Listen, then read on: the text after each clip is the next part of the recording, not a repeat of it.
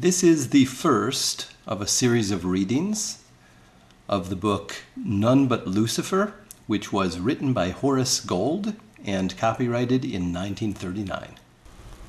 Chapter 1. Hale had plenty of reason for panic. Most men, lying sick, broke, and alone in a cheap, filthy rooming house, would have been terrified. But Hale wasn't. He was sick, broke, and alone, all right. Only, that was exactly how he wanted to be. A long time ago, he had planned it. Having achieved what superficially appears to be an easy goal, he felt rather successful. He waited impatiently for the next step in his campaign. He listened to the stairs. He had been listening since early morning. His hungry, wan face brightened. They were creaking in the exact manner he had anticipated. The two pairs of feet plodded irresolutely toward his door. Then they halted. Hale listened impatiently for the creaking to resume. Instead, he heard muffled, excited whispering. He fought down his exasperation.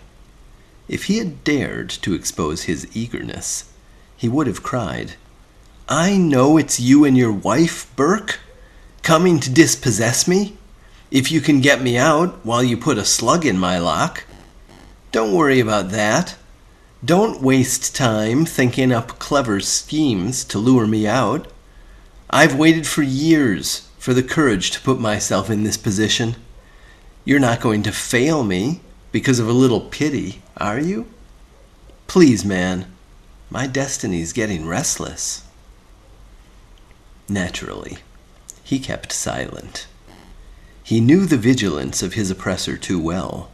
He had spent years coaching himself against such revealing outbursts. But in spite of himself, he dragged his head off the hot pillow. "Come on," he wished feverishly. "Don't make me wait." He glared at the door, as if that would make it open sooner. What was keeping them? He ranted to himself. Was it their business that he had to be dispossessed? They were only janitors. They'd had to do it before. They wouldn't have to trick him out. He'd just get up, dress, and leave. Perhaps he should make some feeble protest for the sake of appearance. That was all. And he'd be on the street, penniless with no idea of what to do next. Just as he'd planned so minutely, just as he wanted so wholeheartedly that he could hardly keep still. The stairs creaked again. "Come on! Come on!" he willed furiously. "Don't stop! Please don't stop!" Mrs. Burke was fumbling through her apron pockets for the keys. Hale could hear the rustle of enamel stiff starch, the strangled clink of the keys, and Mr. Burke's hoarse, adenoidal mouth-breathing. The grim janitress searched the ring for the exact key. Hale suspected that a toothpick would have worked as well. The owner of the house spent damned little time worrying about his tenants' possessions and less money on locks.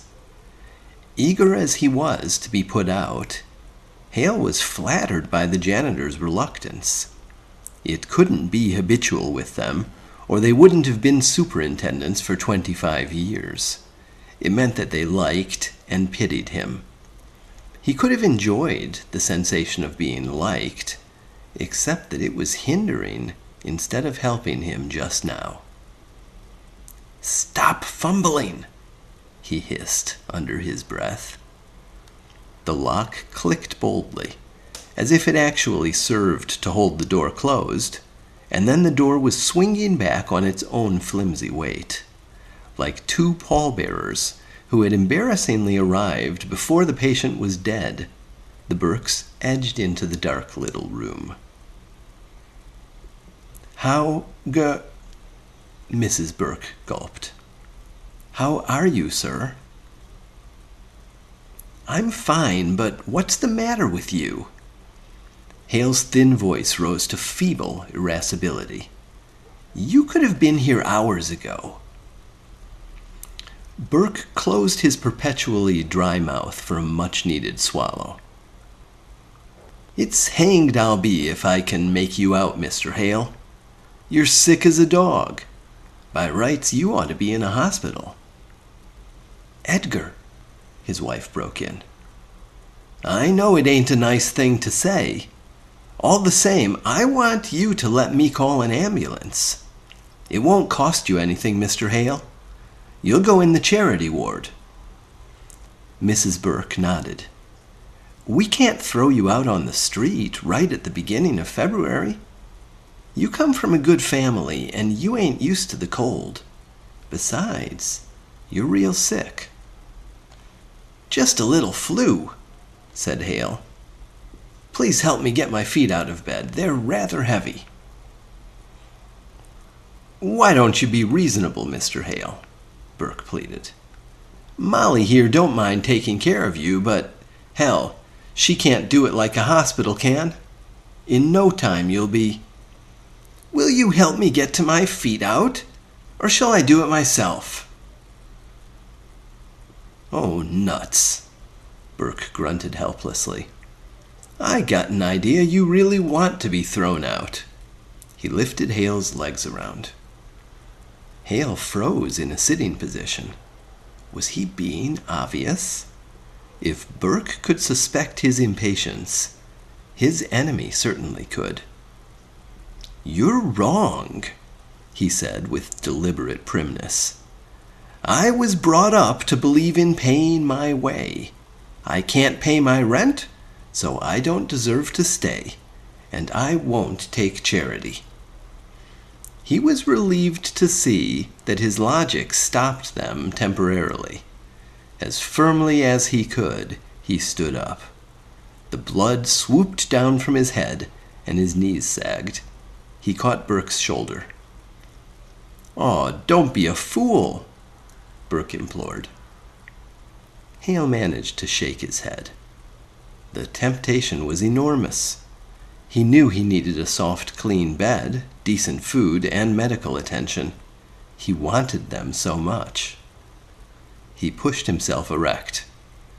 "I'm all right now." He took off his pajama jacket and let it slide to the floor. Mrs. Burke stood by uncertainly. When Hale reached for the pants tape, she went outside. Where you going when you get out of here?" Burke pursued doggedly. Hale shrugged. "I have plans." Gently, Burke helped him pull his underwear jersey over his head. "Yeah? What kind?" "Business plans. I don't think it would be good luck to talk about them." "I think you're nuts. It's delirious you are." Bending over his shoes, Hale stopped short. That was a possibility, he had to admit. Then he grinned up at Burke and went on tying his laces. Ridiculous! He went back over his recent past. Methodically, he had outlined a course of action. Following it scrupulously, he had given up a 40-a-week job, a very secure one with the chance of rising to 60 and retiring eventually on half pay. His fiancée had been outraged, naturally. Even so, she trusted his judgment and had hung on. Did he love her? Well, he had once. At least she had appealed to him. She was pretty, and she was nice. Maybe that was the trouble. Too nice. Girls like that came in droves. For a nice fellow, a nice girl, a nice job, a nice future, a nice home, nice children. But Hale couldn't be content with these nice things. He couldn't cut the coat of his ambition to fit his abilities. So he had conceived his bizarre plan. He had carefully taken his savings and bought the most worthless stocks he could find. For a while he had feared being duped into making a profit, but his plan had worked, and he had succeeded in selling out just before the stocks in question went up. The memory of that nervous time still made him sweat. But playing the market had accomplished two major objectives. His embarrassing savings were gone, and Loretta with them. It had been worth the anxiety. "All right?" Mrs. Burke called through the door. "Yep, come on in," Hale answered cheerfully. She watched him writhe into his overcoat with obvious disapproval. Before he put his hat on, she looked encouragingly at her husband. "See here, Mr. Hale," Burke suddenly blurted. "We ain't exactly millionaires, but we got hearts." He held out a $5 bill. It was a tough moment for Hale.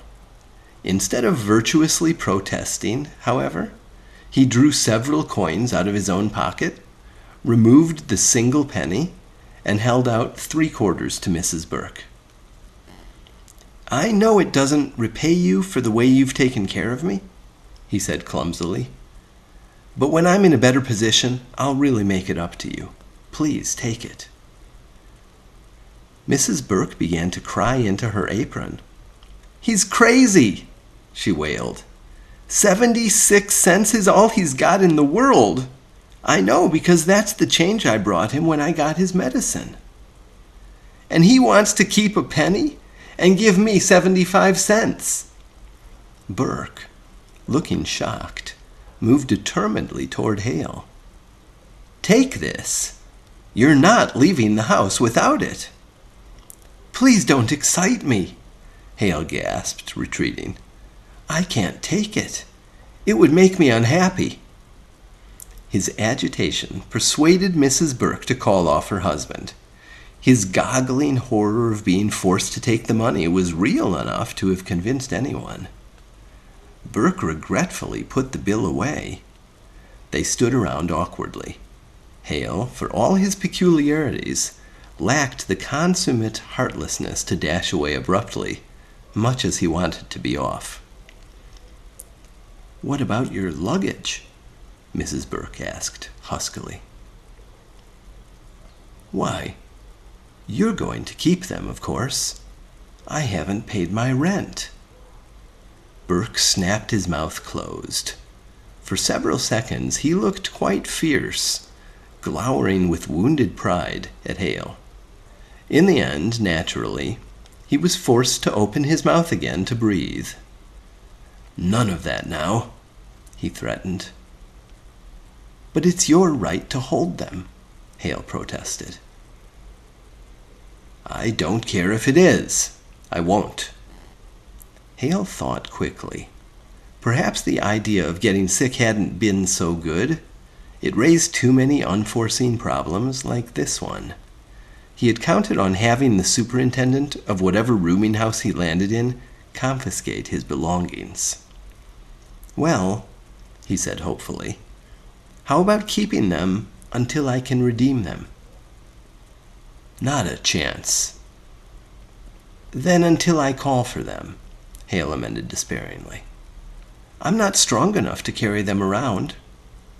Suspecting a trap, the Burkes hesitated, but at last agreed.